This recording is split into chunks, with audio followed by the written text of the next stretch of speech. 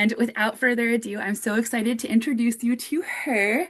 She has over 15 years helping students write standout college essays. She's trained counselors and IECs in the WOW method, which you will learn all about today. She's a former executive speechwriter, has published poems, essays, has a BA from the University of Michigan, which has my favorite city in it, Detroit. Visit it if you get a chance. Has her Master's of Fine Arts from Vermont College of Fine Arts. And I'm so excited to turn it over to Susan.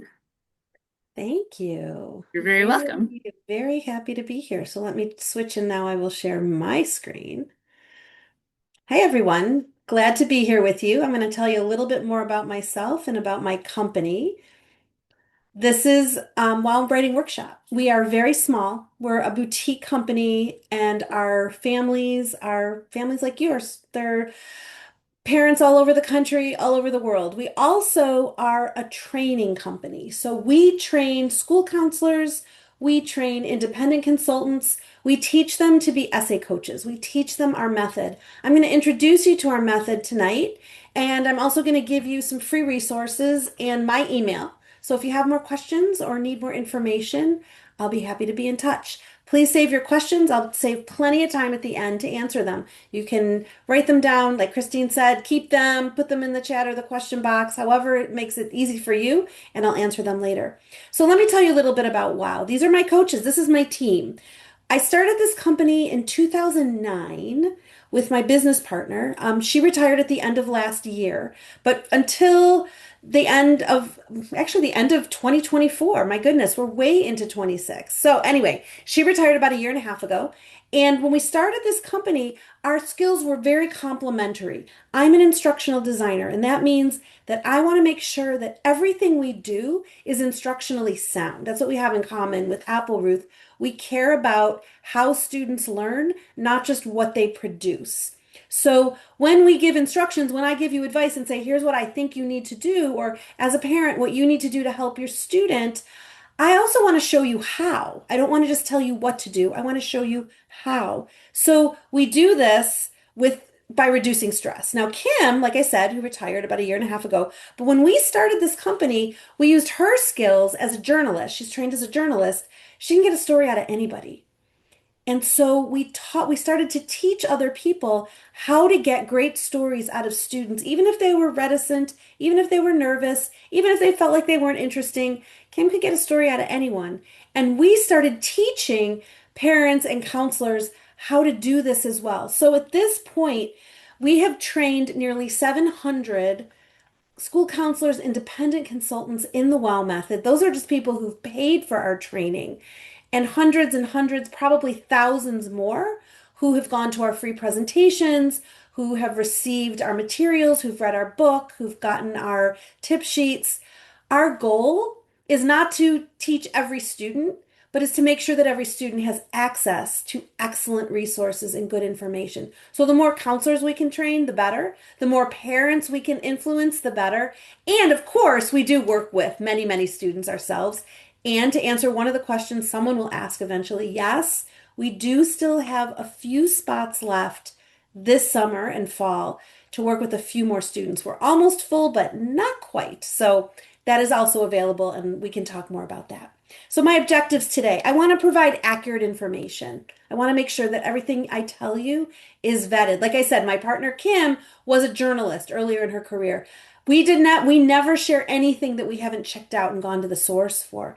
I want to dispel the myths. I want to make sure that you understand which of the things you've heard are actually not really true.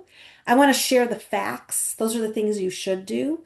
I want to share our process and, of course, answer your questions. So, this is a session for parents, right? How to help without hovering. So, how do you do that? Well, let's first look at what a college essay is for the framework, because you will be tempted to overstep. It is nearly impossible not to. As a parent, you want to help your child.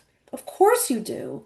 And it will be tempting to go too far. It's hard not to because the college essay really matters. This is all that's left, right? If you have, a focused student, your child has gone to school, has gotten strong grades, hopefully, has done tutoring, has not done tutoring, has taken the SAT or ACT, or has not, or is planning to take it again. The college essay is one of the only things that are left to do. And so it takes on this huge importance. So it's not that it's not important, but I do want you to remember the context that for the most part, your child has done the hard work. And while the essay matters, of course it does, or I wouldn't have a job. I would not have a 17-year-old company. It matters, but actually, you can be more helpful by stepping back because a college essay is, when we say your, that is the student, your story told in your voice and your words. I talk to admissions officers, and when I talk to them, I ask them, "What do you want me to tell my students?" And they tell me, "Will you tell them to answer the question?" Which sounds basic, right? But too many students try too hard to write something fancy, to do something someone's never done before. That is not what they're looking for. They're looking for insight. So here's the WOW method. This QR code will take you directly to a download of this page that I'm showing you on the screen. The link is also on the screen and also my email address if you want to follow up later. I'm going to show you a few of the steps of the WOW method. Step one, understand the prompt and purpose. This is where many, many, many students go wrong. It's where many, many parents misdirect their children. And so you're not going to do that. You're going to make sure that your child understands the prompt and the purpose. So, what is the purpose? The purpose of a college essay is to demonstrate reflection and to share something that readers can't get from other parts of the application. We're going to talk about some of these steps in detail in a few moments. It'll be easier to follow along if you get your own copy, but I will show this a few more times through the presentation. So how do you help? Well, help your student reflect. That will show that you understand the prompt and purpose. That's number one. Don't tell your child what to write. Don't tell your student what to write. You may think you know. You may have the best story in the world for your student. I am going to advise you, it is very, very hard. Don't tell your student what to write. Teach them how to think about essays, and they will know what to write. Say, trust yourself. Tell your student to trust themselves and really, really mean it. Don't just say it and then stand in the corner and second guess everything.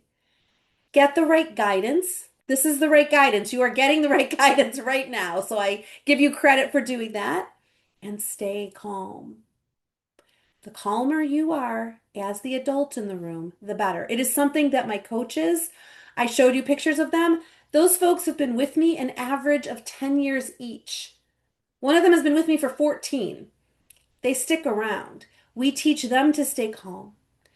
They work together to remain calm and focused for their students because a calm adult will help a student stay calm. It works every time. And it seems like, oh, that can't possibly be one of the most important things.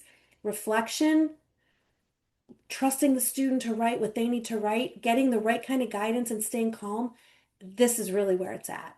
So let's talk about reflection first. So I said that we have 10 steps in our method.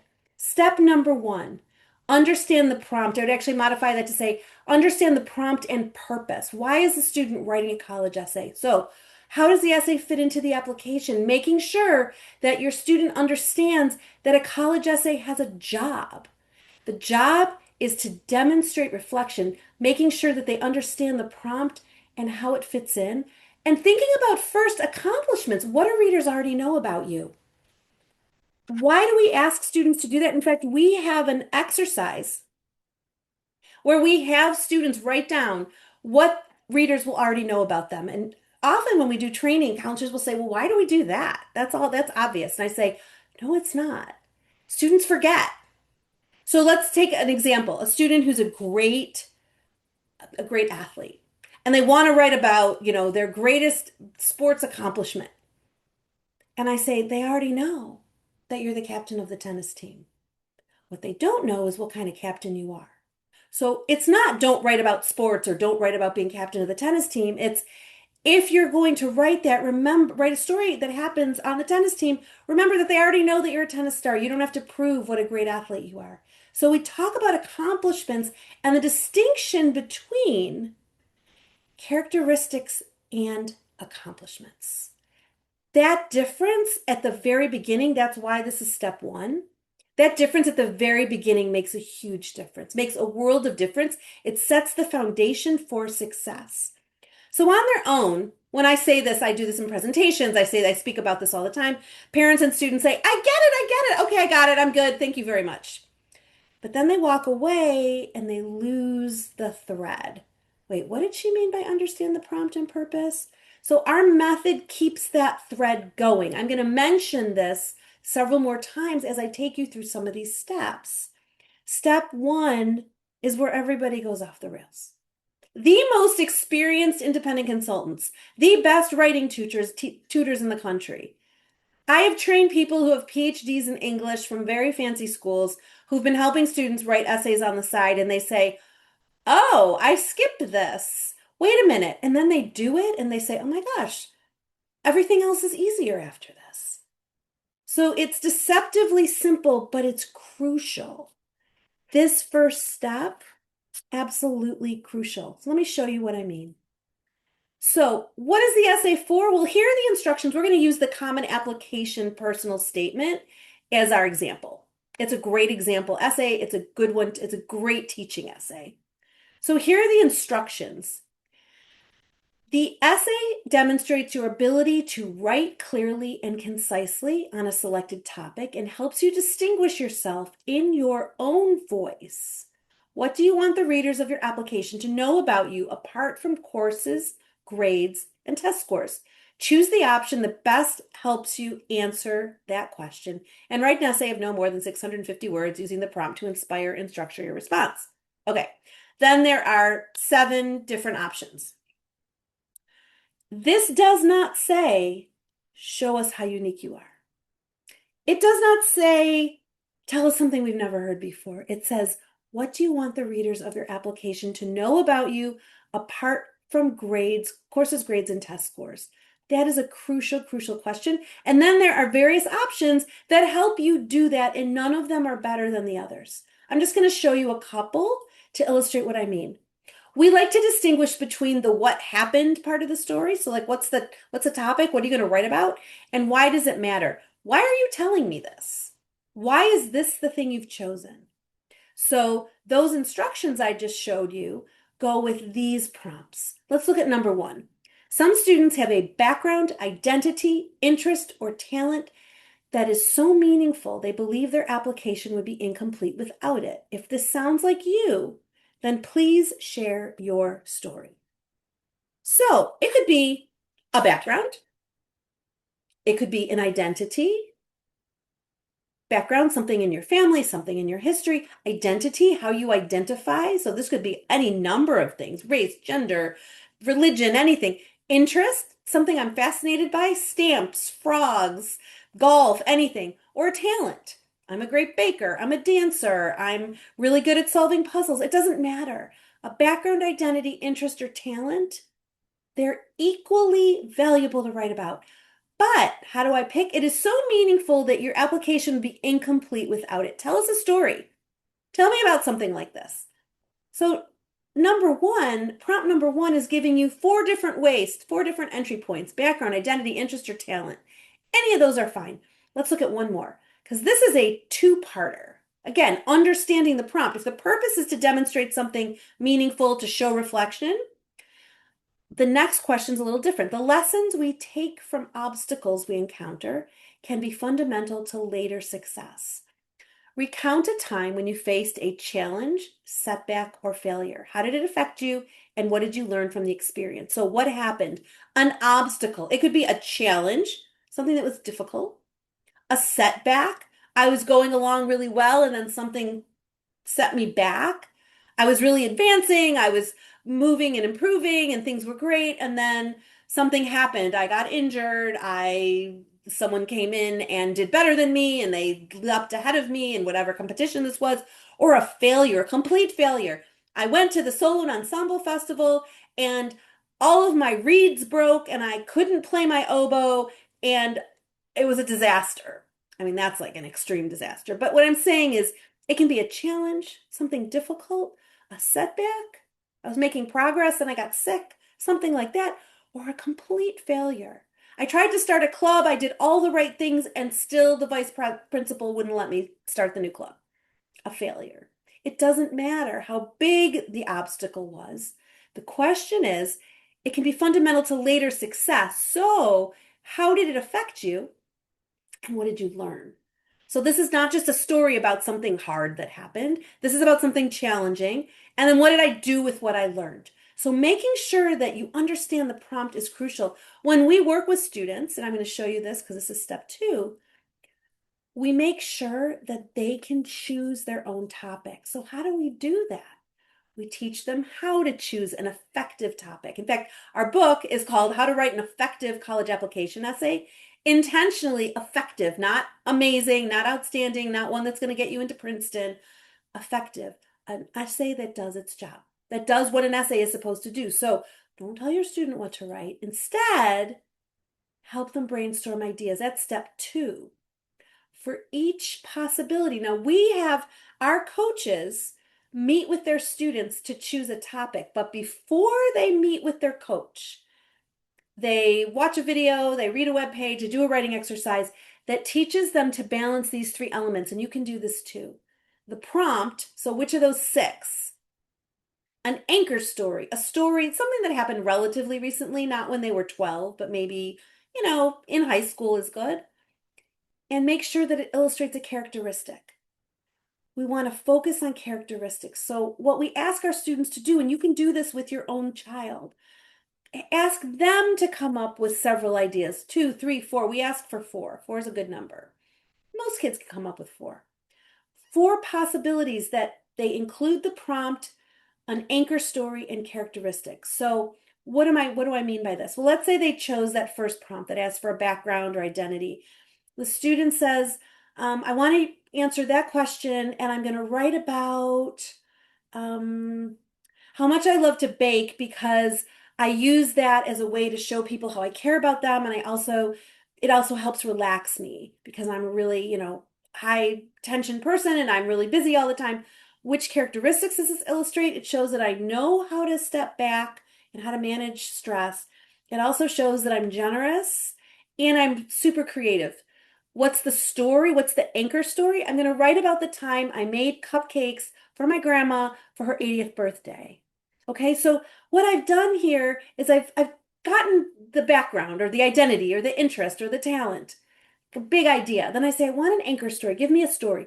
The story does not have to be the entire essay, but it holds the student in place. It helps the student come back, especially during revision, because then we also have the characteristics. Why am I telling the story? And we remind our students, remember why you're telling the story. So as they revise, we're not just looking at, is this a nice story? Do I like it? We're focusing on content first. That's what these first 6 steps are. And then we're going to get into the structure and the polish later. But focusing here helps students remember not only what they were going to write, but why. The why is so important. And the why goes back to making sure they understand the prompt. What do I want readers to learn about me? And that takes us to step 3, focus on theme. By theme, I mean, what happened? What's the anchor story? I made cupcakes for my grandma's 80th birthday. Why does it matter? Because I'm compassionate and I'm creative and I know how to relieve stress. Now, from the theme, I don't know what the essay is about. It's just something to hold on to keep in front of my student so they remember, and I can go back as well and remember what they wanted to write about and why. So that when I'm reviewing the essay later, I can make sure that that's central, that they don't go off into describing every last detail about the frosting, but I don't know that this has anything to do with relieving stress, and I don't know it has anything to do with creativity or about caring about others. I need to make sure that the characteristics are central, and the anchor story helps me do that. So next, say trust yourself and really trust them. This can be so so hard. It can be really hard. These essays matter.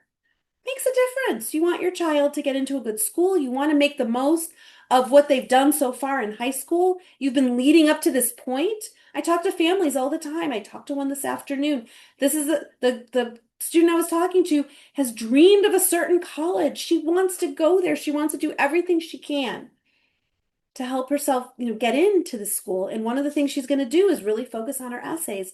Now, I don't want to overdo it and make the essay so important that she, completely shuts down. But I was sitting with her and her mom, well, sitting figuratively on Zoom, and the mom, it was clear, really trusted her daughter and is going to trust her to do her best work and was going to trust us to work with her. You can do this yourself as well. And you have to let them go in the direction they want. So if we come up with several ideas, if we get through step one, understand the prompt and purpose. Step two, brainstorm ideas. Step three, make sure you have a theme. Then we do some free writing. Then we get to the first draft. So we make sure that the student knows what they want to write about and why and feels confident. The whole green, the first six steps, that's content. We focus on content first. We teach our students to think like writers, which means let's make sure we know what we're going to write about first. Let's get a lot of content. And then the purple, the next two steps, 7 and 8, that's structure. That's how am I going to move through the essay? And finally, steps 9 and 10, that's polish. So we don't talk about spelling. We don't talk about first sentences in the first steps, the first six steps, because that is not where we want them to think. We want to make sure that they really are focused and are confident about their topic and what they've chosen to write about. So it's very important as you're going through the first draft, you want to make sure you have the prompt in front of you. You have their theme in front of you. You understand why they want to tell the story because that can help you give good feedback and say, well, how does this story illustrate this characteristic? We do an exercise we call writing outside the essay, where we have students step outside of the essay and free write to clarify some of their reasons, to clarify some of the details, and then we move that all back into the essay when they revise. It's a great exercise, and it reinforces this idea that there's a purpose to the essay and there's a reason they chose their topic. So, how else can you help? Get the right guidance and get it sooner than you think you need it. So what I say here, it's July, it's the end of July as we sit here together today. And for some of you, you're just starting to think about this. Maybe your child is a sophomore or a junior, and this is not something they're doing right now. For some of you, your child is a rising senior and they're about to apply to college and they're going into senior year and it's really, really busy. Trust what you know about your child and what you've seen so far. If your child is procrastinating, get support so you don't ruin the rest of your summer or the beginning of senior year. I've seen it too many times. People wait, they think their child is going to do this on their own, and they let it go, which is fine. That's also a choice. But they know their kid and they know they're going to procrastinate. So if you're going to get help or you're going to read or you're going to learn about this, you're going to support them, do it sooner better than later, rather than later. I would say go to our website, download the graphic, get our free book, read our free blogs, follow us on social media. We have good advice, we have good guidance. And like I said, if you want to work with someone professionally, of course, contact us. We work with many, many, many students every year. But this is not a sales pitch. What I want to make sure you do is that you do get the right information and you get it at the right time. I can't guarantee that your child's going to get into the school of their choice, but I can guarantee that most people get the essay wrong. I've seen it too many times. People get the essay wrong. They misunderstand it. They don't understand how to get to the right place. So I want you to move beyond beautiful writing. I want you to move beyond supposedly unique topics. I want you to move beyond supposedly unique presentation modes. That just creates a sea of sameness, actually, which is wild, right? How can it be a sea of sameness if everyone's trying to be unique? I want you to encourage your child to lean into the elements that are less obvious because the essays that stand out, they're genuine. You cannot manufacture that. You really can't. You can't manufacture genuine. You can't get it from AI. You can't get it from a modeling your essay after one in a book. You can't get it from asking your cousin's daughter who got into your child's dream school to read the essay. Genuine comes from following a process. You can schedule a 15-minute meeting with me. It's available on our website. You can read our book. Like I said, we have lots of information and resources, and I want to share it. So that's what I mean by getting the right guidance. Be careful. There's a lot of garbage out there. It's on TikTok, it's on every social media platform you can find. Everybody's an expert. A lot of it is garbage. I've actually talked to people in this industry, people I trust and like, who are trying to get traffic to their own websites for their own apps. And they'll say, well, the college essay advice we're giving, it's just AI slop. But it gets people to our website. You don't know the difference. They even know it's garbage. And I say, what are you doing? You're not helping people. So just be careful who you listen to and what kind of advice you get. So getting the right guidance also means understanding that these three keys: process, I just showed you part of our process. Plan, have a plan, understand what your child is up against as far as summer plans, fall plans, school commitments, and schedule. So process, I showed you the process. Absolutely. The plan involves, where is your child applying? What does your summer look like? What does your fall look like? When does school start? How busy are you going to be? What are your application deadlines? And how motivated is your child? How motivated are they? I ask our students, how motivated are you to get this done? I want to know from them, is this something that you're nervous about? Is this something you're excited about? Do you shut down when things get challenging? Do you rise to the occasion when things get challenging? Do you need tight deadlines? Do you need lots of time?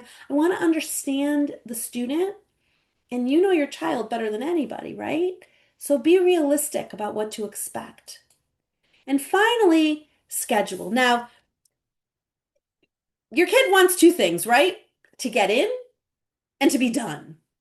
That's universal, right? Every student wants to get in and they want to be done with their applications. So that's why schedules matter.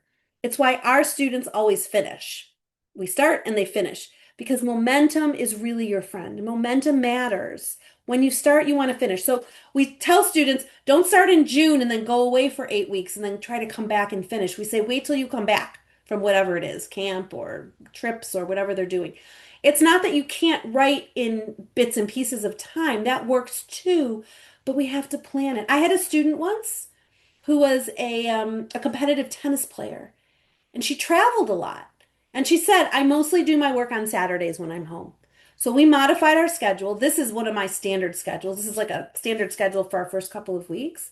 But with this student, I said, okay, we're going to combine steps and we're going to make all of your assignments due on Saturdays. Then on Sundays, I'm going to check them and I'm going to give you your next assignment and then you'll have it due by next Saturday. That was a special case, but I was paying attention. I was using my process. We had a plan and then we created a schedule for it. So if you see a lot of pauses, if your child starts and stops and starts and stops, that's a sign. And one way you can help is by figuring out how to keep them moving. So in our process, we give really tiny little bite-sized pieces. So for example, what it says on the first Sunday, intro through step 2 is due. There's pre-work. There's about an hour of preliminary work they have to do before they meet with their coach. They meet with their coach on a Tuesday, Wednesday, or Thursday. The coach responds, and then they have a draft due by Sunday. Why do we do it this way? Again, I'm not saying that you have to follow this schedule. This is a standard schedule that works for most students because it gives them time, it gives them days in between things. But if I have a student who needs to condense it, I can do weeks 1 and 2. I can do that in 1 week if I have to. I can also stretch it out. I can have a student who goes away in the middle of week 2 and we can pick up because I know exactly where I am. What we want you to understand here, and so important, this also helps students stand out because you don't want to be competent and okay, even wonderful. You want to be noticed. And being noticed means sticking out in a good way. It means telling your story for your student, your story in your voice and your words, as I said. A beautiful essay, a regular beautiful essay, it's one in a million. But an authentic essay, that's actually rare. We see a lot of them. We're very proud of that. But on their own, a lot of people think that they get it, like I said, right away, and then they get stuck. They call me a week or two later and say, I thought I got it. We were starting and then we got stuck. And I say, it's okay, it's fine.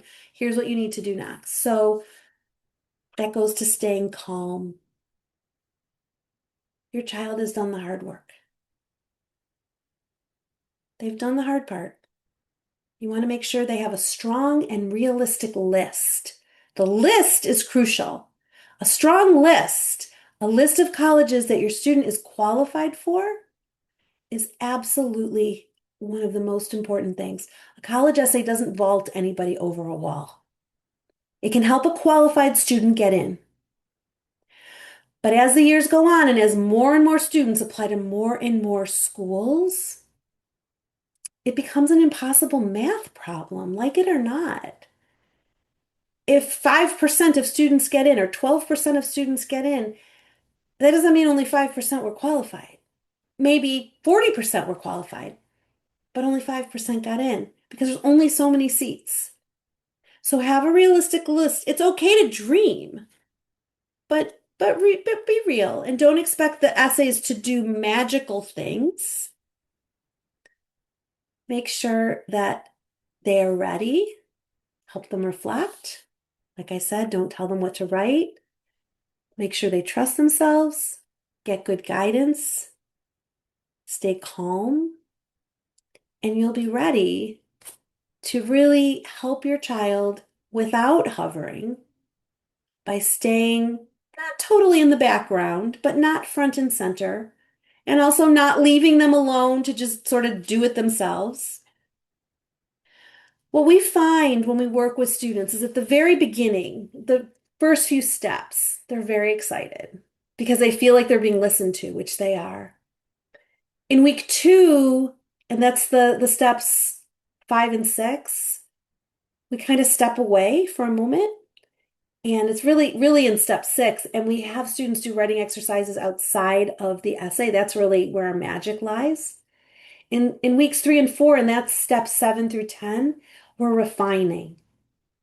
And that's when the aha comes. So student is saying, I'm really excited. This is great. I got a good topic. I'm excited. I got a first draft. Step 6, and what's in for us is the second week, we kind of step back and we say, okay, we're going to do these writing exercises. Then they go back in with step 7 and they revise. They use all the content they've developed outside the essay and they get a little bit nervous, but they follow through, they keep moving, and then they say, I get it. They see the connection from that very first step of understanding the prompt and purpose, and they see the essay developing. And that's what I want your child to experience. I want your child to experience that feeling of confidence, the feeling that they know what they're doing and that they're okay and that their story told in their voice and their words is not only good enough, but it's excellent. And it's exactly where they need to be. So with that, I'm going to turn it back to Christine for a moment. I also have a Q&A, of course. So I'd love to answer your questions. You are invited to put them in the chat or in questions, and I will answer them.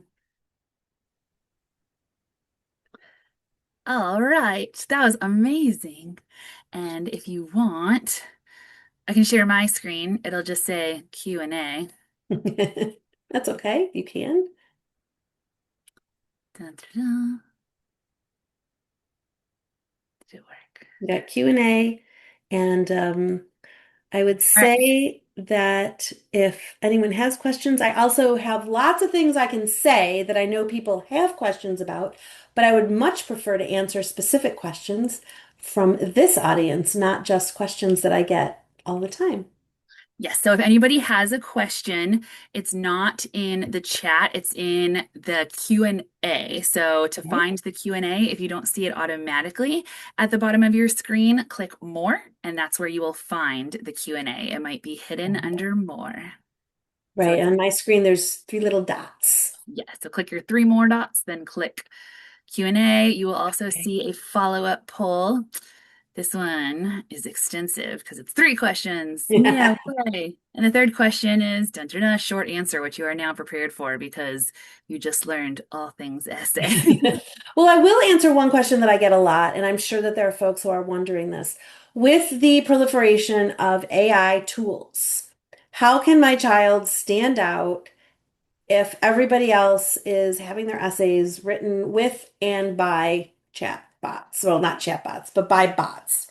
So I want to tell you what we've seen. And we were just talking about this with our team this week because we said this is the year. Last year, we got a couple of essays that were sort of AI supported, I might say. And this year we're seeing a few more, and students are using this at different places, and schools are saying you might want to use AI in this way or that way. I saw that on a website today. So here's what I have to say about AI. And I think this fits very well with what we were just talking about. Most people offer two kinds of help to students: parents, counselors, the most well-meaning writing tutors, and essay coaches. It's universal. It has been since I started working in this business. And that is to either tell students what to write or gently suggest what they should write, or to over edit, to really dig in and not just reflect, help the student reflect, but actually revise and rewrite and be an editor. And what we like to say is, first of all, for the second one, we are not editors. We are coaches, we're advisors. We reflect back with the students, we ask questions. So we don't over edit. Now, there's lots of AI tools that can edit a student's essay. The second thing that we teach parents, counselors not to do is to tell students what to write. So let me give you an example there. I had a student a few years ago, nice young man. Writing was challenging for him, and it always had been. So this is a writing task. He sat down with his mother and came up with the four ideas before he met with me to choose one for his essay. And the ideas were nice. One of them was about lobbying Congress, and another one was about a volunteering activity he had done. And they were very interesting and detailed stories. He's telling me about this, and I'm asking him, so when did you do this one? Oh, I was 12. When did you do that one? Oh, that was when I was in elementary school. My mom and I did such and such. Each of these stories, these were his mom's favorite stories about him because he thought he couldn't do this on his own. So she was prompting him with some ideas. These are the best things about you. These are your great stories. So when we were, because I had done step one with him, because I had helped him understand the prompt and purpose, and I said, you said in your answer to step one, what do I want readers to know about me? I want them to know that I'm really curious and I can talk to just about anyone, and even controversial topics, nothing, doesn't slow me down. I said, now here's my phrase. So parents, I'm giving you this one too. Tell me about a time when you were curious and open to controversial topics and enjoyed talking to someone. And he said, oh, I know. Last week, I was at driver's ed and I had a new teacher. It was a guy I'd never met before because he'd had another driving teacher before. And something controversial had happened in their town. I don't remember the details. And he said, so I asked him, what do you think about whatever the topic was? And he said, it was so interesting. We totally disagreed. It was great. It was such a cool conversation. I totally think he's like full of garbage, but that was so cool to have this conversation. I said, he must have loved talking to a young person who didn't fight with him and was respectful and could be articulate. So I said, that's great. It illustrates all your best characteristics. He's like, I can write about that? Because he had all these big topics, right? I said, of course you can write about that. And he did, and it was a beautiful essay, and it reflected him, and he got into the schools he applied to because he had a good list. They were appropriate for his academic accomplishments. I give that example because right now, and I explore all the AI tools, they can't do that. What they can do is ask questions like, tell me about your favorite places to go and tell me about the things you like to do and what's something cool that you've accomplished recently. The kinds of questions, generic questions that a lot of parents and a lot of counselors will ask students that aren't going to get them to reflect. And we need to have that conversation. So with AI, I tell students you can do research on the school. You can do research for a why this college or why this major essay, but check your information because, the internet is full of garbage, just as, make sure you're getting the right guidance. I do see a question here. I was wondering about some colleges removing their supplemental essays. Will this affect how colleges view mid-rank GPA students, or will this not have any effect? Well, it's a very good question. So, what this parent is asking, or this person is asking, is several schools recently have said, you know what, supplemental essays, there's extra essays. So, there are why this college essays, there are community essays, there are tell us about a time when you had a challenging conversation essays, their activity essays. They fall into lots of different categories that ask students to talk about something specific that school is curious about. And recently, University of Virginia, University of Georgia, there's several others have said, never mind, we're not going to ask those questions anymore. It wasn't helping us.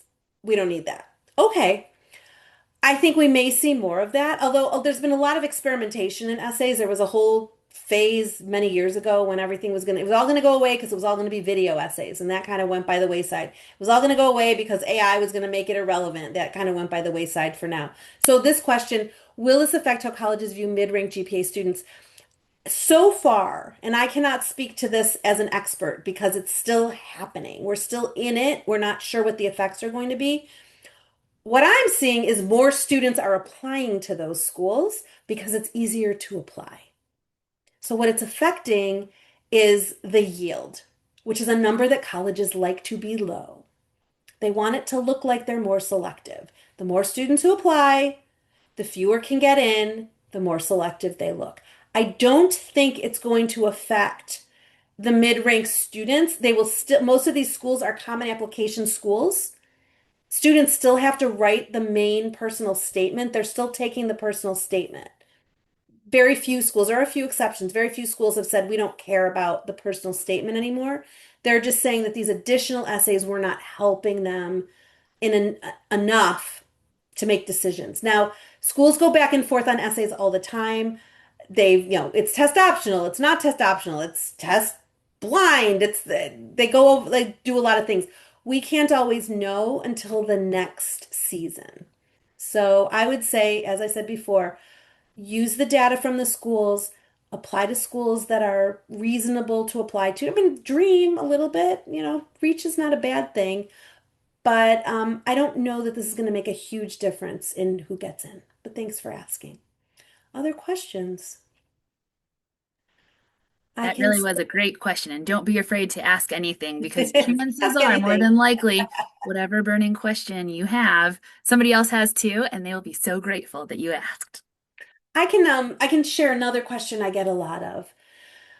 Um, Parents, students will ask me, what about these why this college essay, why us essay, demonstrated interest? How do I show that I really care about the school?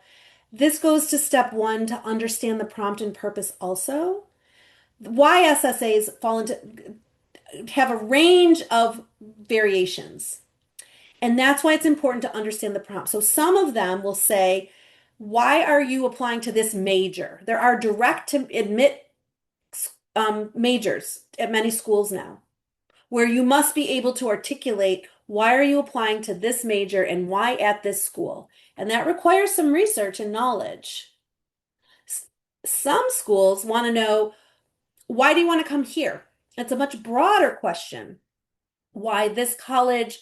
Why I'm the University of Michigan? Why LSNA, which is literature, science, and the arts, and not engineering or kinesiology? Why this particular school or a program within that college that distinct, why the engineering school and why electrical engineering? Why this particular program? Why this living learning community? Those why, bigger why us questions often are looking for what have you done that demonstrates that you want to come here? Have you done a summer program here? Have you talked to anyone who goes here? Have you toured the school? They're looking for information. It's a dating essay, it's a match. You like movies and I like movies. Great, we're a perfect match. Oh, wait a minute. You like horror movies and I like rom-coms. Probably not as compatible as we thought. So the why us essays, it's very important to understand what's below the surface. Is this a definitely a why major essay? Is it definitely a why this program essay? Some places want to know, are you going to be successful in our environment? Either we're extremely remote or we're in a big city. Some schools are saying, I don't care if you love our basketball team. That's not really, I mean, you can say it, but it's not going to help you get in. So it's understanding why you want to write about what you're going to write about. Very crucial, not just what am I going to write about, but why. We just Another got question. another question. If my essay is about my passion, for example, then usually it will seem broad without specific examples. But is adding an example to exemplify your passion okay or not, since we are trying to write about something that cannot be seen on the application? Ah, okay. So if you want to write about something you're really passionate about, you need to illustrate it with a story. People are storytellers. We learn about each other through stories. So I'll give you another example. I've had students who want to write about something they're very, very passionate about. I love origami. I love horse racing. I use my baking cupcakes example. I'll give that example again. Let's say we have someone who's passionate about baking. They make elaborate cakes. They bring, the best treats to every event. They're gorgeous. They know how to use fondant. They know how to decorate. It's amazing. Talking about that in general doesn't grab me. But a story about staying up till midnight watching YouTube videos about how to make the perfect little stars on teeny tiny cupcakes, that demonstrates passion. And that's what your readers want. You will get people's attention. You don't need to say broadly, this is a thing I care about, because they're not asking about the passion. They're asking about what it demonstrates about you. And a story will help illustrate who you are. Great question and great answer. Thank you both. I think I have one other one that comes up a lot. And this is many schools started asking questions where they're asking students to talk about a time when they had a difficult conversation or were faced with an idea that was unfamiliar to them, and how did they manage it? And students will say, it's a diversity essay. I'm not diverse. I'm just a regular kid in a regular environment, whatever it is, right? I'm like everybody else in my school, or that's never happened to me. It can be anything. It can be anything. It can be small. It does not have to be like my student talking about a controversial topic with his driver's ed instructor. It can be. He didn't even think that was a big deal. He's like, I can write about driver's ed. I said, you're not writing about driver's ed. You're writing about curiosity. You're illustrating it through a story that happened. I said, but I bet you're like that all the time. And later on, I talked to his mom and she said, he is like that all the time. That was great. Perfect topic. She helped him come up with these other mediocre ideas because she didn't understand the prompt and the purpose. So when students are faced with a question that asks them to talk about controversy they've experienced or a challenging discussion or something, it can be anything. It can be arguing with your dad. It can be reading something that really got you thinking and made you frustrated or angry or confused. It can mean questioning something that you learned as you're growing up and you really had to struggle with it. It can be any of those things. It can be talking to your best friend while you're at an overnight about something that really has you worked up and you're not really sure how to manage it. Anything, it can be small, it can be big. They're not, if these aren't trick questions. I think that's the most important thing I want you all to understand. It's not, it's not a trick. They're asking questions. I'll finish with the thing I said before. When I talk to admissions officers, they say, will you just tell your students to answer the question and stop trying so hard to impress me, because the ones who impress them are the ones who are authentic and who really understand what they're doing and how. And often that comes from being at a session like this and getting the right kind of help and listening to the right kind of advice. Oh, I see another question. What are good times to be finished with your personal essay for rising seniors? When it's due. So some students are done. They're already finished. They started as soon as school ended. Other students are going to write them in August. Other students are going to write them in October. If you're applying early, which usually is a November 1 deadline, but for some schools, especially in the Southeast, it's mid-October, you want to get your personal statement done. I suggest that people try to get the personal essay done before school starts if possible. Now, again, if you're in the Southeast and school starts in 2 weeks, you may not be done. But as soon as possible, get it off your plate. Enjoy senior year. Be done.